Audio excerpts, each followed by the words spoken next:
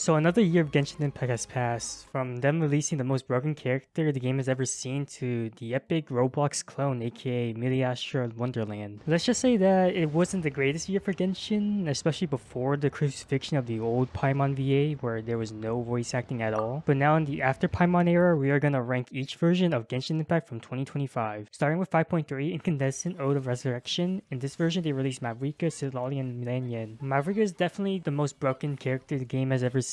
Silali is a very good mouth support, and when utilized with Mavrika, becomes the best duo in the game. Lanyan single-handedly pushed Zhongli out of many teams as a 4-star. And I guess there was also the Traveler getting the Pyro element, but I don't think anyone cares. In the second half though, there was a Chronicled Wish for leeway characters in their weapons. I have a feeling barely anyone rolled on that, especially when Mavrika and Silali were in the first half, but it's worth a mention I guess. Some important enemies they added were the Natlan Weekly Dragon Boss and the Hermetic Spirit Speaker. The Natlan Dragon is a fine fight in my opinion. Sometimes he kills you if you stand in his Ender Dragon Breath on the ground, but since he only has 1 HP bar with no cutscenes involved, he can be done quickly when you do your weeklies. And the Hermetic Spirit Speaker boss has been the abyss a couple of times. They force you to do something about their cryo shields when they go into their clone phase, but the fight isn't as bad as some bosses released later. There's also a skin for Hu Tao and Shang Ling, the 5th and final act of Natlan's Archon Quest, and the Lantern Rite Major event, or what people mean it as the Silent Rite, because there's absolutely no talking in that event at all since the VAs were busy striking or whatever. There was also the release of the permanent rhythm game mode, so maybe some of you played that for like the 200-ish primo gems. Last thing is that you get a free temple, so in all I'd rate 5.3 as a good patch because a free temple is nice. In version 5.4 Moonlight Mid Streams came only one character, Yumizuki Mizuki, who right after this patch became a part of the standard banner roster, so it's not really worth mentioning what they do because they're replacing a lower power level anyway. The only thing that happened this patch was the bathhouse stuff, so basically a filler patch. There was also that controversial combat event where some players couldn't get the banner because it was too difficult, which I can see why. When I played that event, it was weirdly hard to get all the rewards. However, even though you can get pictures of Raiden Shogun Yae Mika wearing only a bath towel, 5.4 was not a good patch. Next in version 5.5, Day of the Flames Return, there was Varessa and Einsan. Varessa is probably the best Natlan DPS who isn't Mavrika, and Einsan is Bennett 2.0, but you gotta move around. Einsan is okay, and Varessa is someone I didn't pull for, but I did have some fun when I'm forced to use them in an event or something. Alongside them came 2 new artifacts, the Long Night's Oath, who's made for a specific type of plunger, and the Finale of the Deep Galleries, who's made for a single person. Basically, they were both bad unless you had Varessa or Skirk. They released the volcano map with the Plenty tribe. I forgot the full name, but they had the extra weeklies you can do for free artifact XP. But the best part of this update to me was the inside of the volcano. The scenery was nice and was pretty fun to explore. Alongside a question that lets you end Genshin Impact or something, that was my favorite part. Some enemies added were the Lava Dragon World Boss, which is someone I had to look up when he was in the Abyss because he has like a million res when he's in his first phase and you don't apply Pyro to him. There's also the big Weasel dude. I didn't really mind him before, but since the recent Abyss, he's so annoying to deal with because of his shield that breaks faster when plunged, and I do not have Varessa, so I have to deal with a big fat HP shield. Other than that, I would say that this patch was pretty good. Now 5.6 Paralogism adds Escafia and Aoife. Escafia is a broken support DPS for freeze teams who gives 55% res shred to Hydra and Cryo with 100%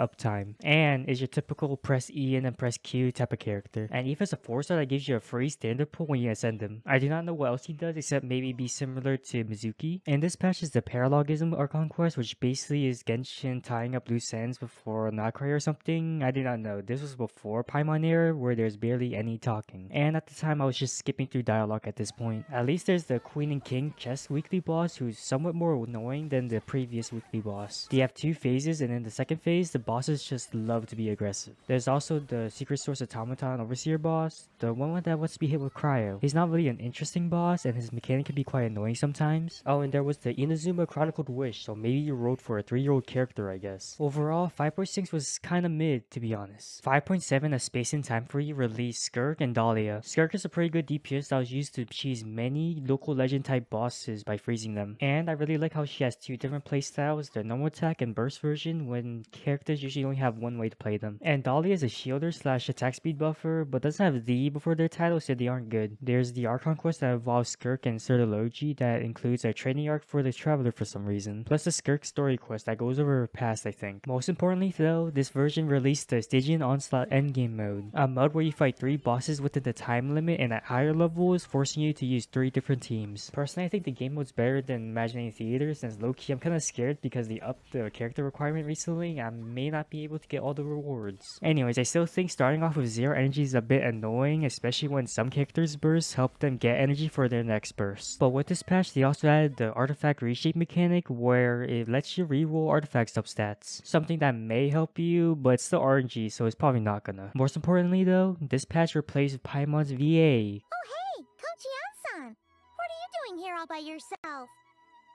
Considering that, 5.7 is a pretty good update. Next, they released Inefa in this 5.8 Sunspray Summer Resort update. Someone who was pretty good at the time of their release, as basically a Lunar Charge official type character. But after Nodcry, she still does the same thing, but got way better because of supports and stuff. However, instead of the usual limited time map they gave us during the summer update, this time Hoyo gave us a permanent map called the Easy Breeze Holiday Resort. Personally, I think it's the best map they released for Natlan that finally revealed some lore that people theorized from like years ago, and that Ben is from Natlan. They technically added Lunar Charge, which is something that I haven't really played with because I don't have any of those characters, but new reactions are cool, I guess. Last thing I could mention is that they added the Cactus Mascot Local Legend, which is a boss they use many times in their endgame modes. That boss is not fun to go against because whenever you fight him, he turns into hats and you have to wait like 10 seconds before he can do anything. Otherwise, 5.8 is a pretty good update. Now the big one, 6.0/Luna 1, a Dance of Snow Tides and Hoarfrost Groves. A huge update that released Llama, Flynn's, Aino, plus the Nodcry continent. Llama is basically just a more broken healer that actually does damage, plus has Red Shred in their kit for some reason. And you don't need to swap back into her to reapply Dendro in case the enemy dies. Flynn's is basically the Lunar Charge DPS that Inefa needed, and Aino is serving as a Hydra option before Columbina comes out. Plus a ton of other stuff like new artifacts made for lunar reactions, craftable weapons, a bunch of world quests, plus 2 acts of Nodcry's Archon quests. There's also the Moonside mechanic, which isn't that great, Lunar Bloom, which isn't really that interesting or as cool as the Lightning Storm you get when you do Lunar Charged. The new Masterless Stella Fortuna that lets you go above level 90, but I haven't been able to use it because it requires C6 5 stars. They also added the free 5-star constellation you can get from older 5-star characters, which is pretty good. And they had another Chronicle Witch centering around Sumeru characters, so maybe you got Alhaitham or Nilu. Apart from that, they added a lot of prominent bosses in the endgame. The Knuckle Duckle boss that forces you into using Electro Charge, Radiant Moonfly that forces you to have a healer, and the Kravzar local legend that forces you to have Bloom. These 3 bosses aren't really great when each of them basically become invincible unless you have the thing they want, except the Radiant Moonfly is a lot easier to deal with since having a healer is a lot easier than having a certain reaction. There's also the Sigurd local legend who has 2 HP bars with the Wild Hunt mechanic on top of the second phase, so it basically becomes 3-ish HP bars if you don't have a Synod Gleam. And the Raskolnikov local legend who has a 3-part shield, but honestly, he's probably the least restrictive out of all the 6.0 bosses because you can actually use anything against this mechanic, but Electro/Lunar Charge is preferred. Also, they added Lunar mode to Imaginary Theater, an extra difficulty on top of whatever difficulty it was before. It adds 2 extra fights and makes you draft 28 to 32 people instead of 22 to 26 it was before. Basically, an up yours from Hoyo to build more characters. However, most importantly, they gifted 1600 Primo Gems and 10 pulls. And I'm a simple man, so the Lunar 1 patch is probably the best update of 2025. Lunar 2/6.1 and Elegy for Faded Moonlight adds Nefer. A very good Lunar Bloom DPS that, to be honest, I don't think is that fun. Maybe after Calabina she may be more fun, but personally I have had more fun with Llama by herself. Anyways, they also added the Mannequin, but I never used them, and they seem to be like on the same level as the Traveler. For the story, they added Acts 3 and 4 of the Archon quest, but most importantly, they added Miliashra Wonderland, a game mode that I have not touched at all, so I have nothing to say about it. They also added one of the worst boss in this game, the Frost Knight Hera, a monster that becomes invincible to a specific element unless you deal enough lunar reaction/physical damage. Thank you, Mihoyo, for adding something that is somehow worse than the Papilla boss. But in all, I believe 6.1 is not a great update, but who knows, maybe I'll try Miliashra Wonderland one day and have the time of my life. Lastly, 6.2/Lunar 3, a Nocturne of the Far North. It adds Durin and Yehoda. Durin is a pretty decent press E then Q support DPS type deal, someone who may or may not be meta defining after a few versions when they release Varka or Nicole, and Yehoda is a healer for lunar reactions. There's also Act 5 and 6 of the Archon quest, which had a pretty suspenseful conclusion to it, and then there's Durin's story quest that for some reason takes 5 IRL days. Hopefully this isn't a sign for things to come. Other than that, there's the Witch's Homework thing that buffs older characters. Personally, this right here saves the patch for me because trying out the newly buffed characters was a bit of fun. The There's also the super heavy Land Rover boss, who is kind of like the Lava Dragon boss, where you have to deal pyro to it, and eventually you apply enough pyro to it that you can actually damage it. And unless I'm missing something, I think this boss is kind of okay. But overall, I would put Luna 3, the last version of 2025, a pretty mid update. Okay, that's my list. If I missed anything important from last year's updates, it is what it is. You can like put them down in the comments if you want. Bye bye.